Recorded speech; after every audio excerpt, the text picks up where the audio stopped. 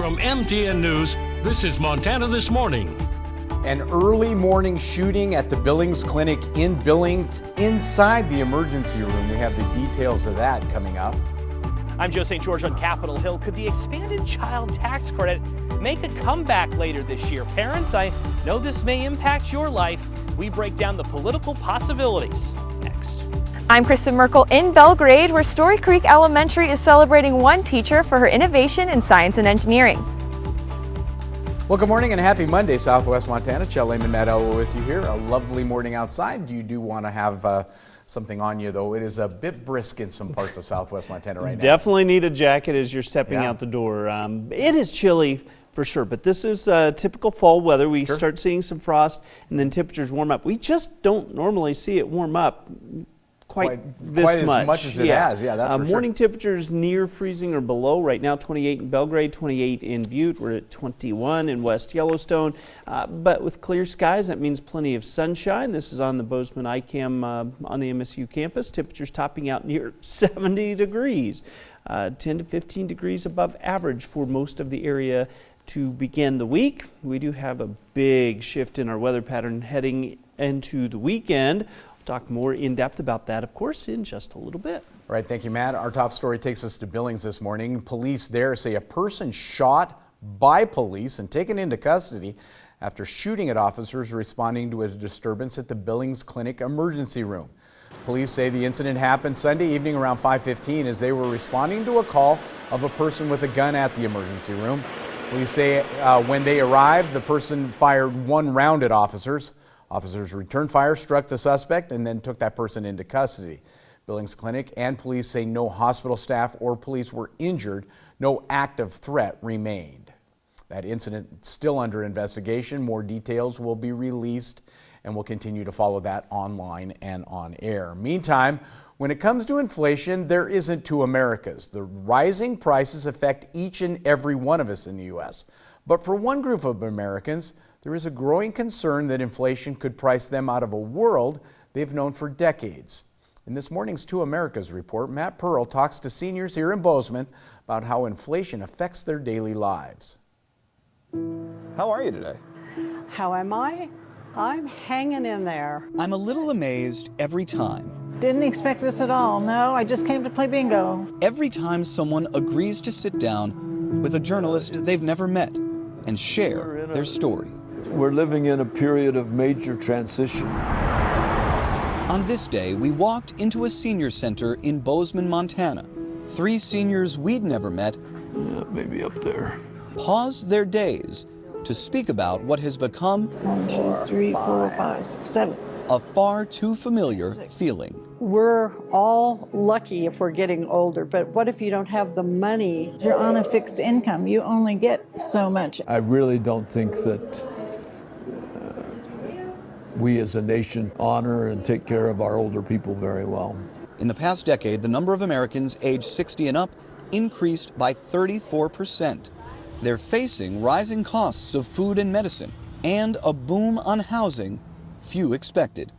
Here's Ron Johnson. I live in the house that my father-in-law built in 1950, and he bought the 2 lots and built the house for 10 grand. And now I pay more than that in taxes and insurance. Pam Dahlhauser lived in Bozeman for 10 years until the market priced her out. Our apartment that we were renting for $1,400 a month went to $3,100 a month. You actually had to move an hour and a half away That's correct. just to survive.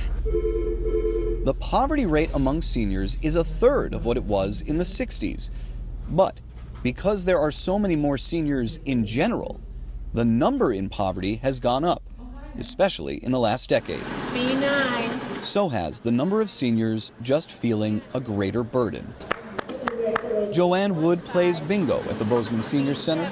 I was always taught to put 10% away and save and save. Christy Wetch is a director there. When you're younger, you can get another part-time job, or you could get roommates. But when you're 80, why would you want roommates? I mean, Golden Girls was a wonderful show. not going to work for most Not people. going to work for most people. Worked for Betty White, but you know. Nearly half of America's seniors rely entirely on their monthly Social Security checks, typically below $2,000. Money as a senior is a question in the best of times. In times of peaking inflation and an ever-rising cost of living, it can weigh on the minds of those already grappling with so much. My wife of 42 years just passed away March 1st, and so I cared for her for the previous 11 years. Some people take a fall or they get a stroke. They don't want to call an ambulance because they don't have the money to pay for that ambulance. In this space, they find community. Maybe it's why on this day, Ron, Pam, and Joanne I got 2 left. chose to share their stories. Bring it up there. Maybe it's why most people do, because in their hearts, they believe the stories they share are shared by many like them, who desire to be heard. In Bozeman, Montana, I'm Matt Pearl. Again, Matt Pearls, 2 Americas Report. 6:36 now. Last week's inflation report means one thing.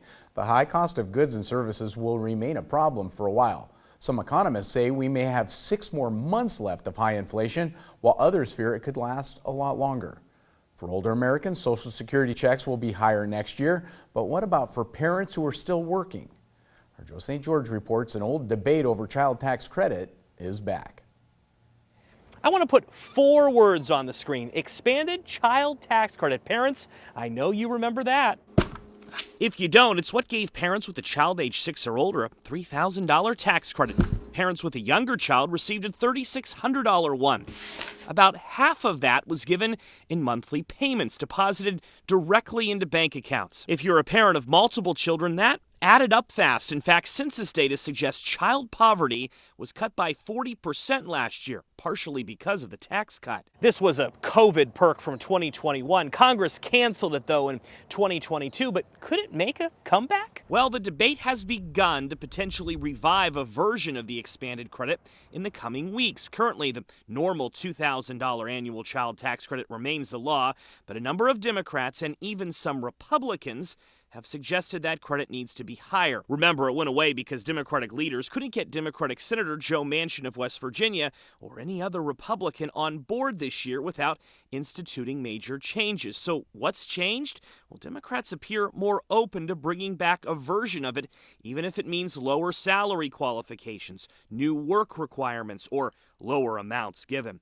Republican Senator Mitt Romney of Utah, as well as Republican Senator Marco Rubio of Florida, are 2 conservatives who have hinted that they could get on board if changes are made. Meanwhile, Democratic Senators Sherrod Brown of Ohio and Michael Bennet of Colorado have threatened to block votes on tax relief to businesses in the coming weeks unless a serious debate over the child tax credit takes place again. Expect all of this to intensify next month. The period after an election and before the new Congress takes over is typically labeled a lame duck period, but Congress is already planning several key votes during that time, potentially making it not so lame. In Washington, I'm Joe St. George.